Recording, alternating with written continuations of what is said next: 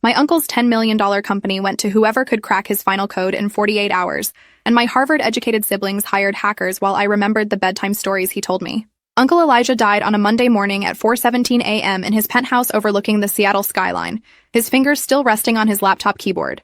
The medical examiner said massive heart attack, instant and painless, though I doubted anything about death was truly painless.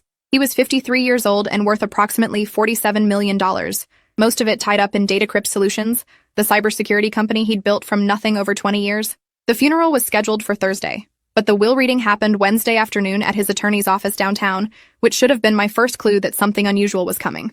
My 3 siblings arrived in designer suits and practiced grief expressions, already calculating their inheritance shares before the lawyer even opened the envelope.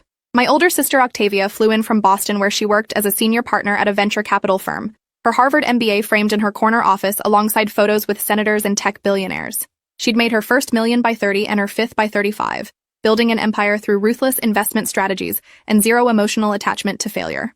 My brother Sterling arrived from San Francisco in a Tesla that cost more than most people's houses, his Stanford computer science degree having led him to found 3 successful startups before age 40.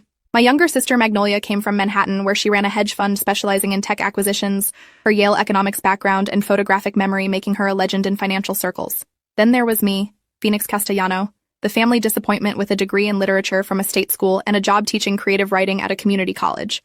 I made $43,000 a year and lived in a 1-bedroom apartment with secondhand furniture. The attorney's name was Bernard Yates, and he had the exhausted expression of someone who'd spent decades managing wealthy people's demands and deceptions. He opened the leather portfolio containing Uncle Elijah's will and began reading in a monotone voice that suggested he'd done this 1,000 times. The usual legal language about sound mind and disposing of assets. Then he reached the part that made my siblings lean forward with predatory interest. To my nieces and nephews,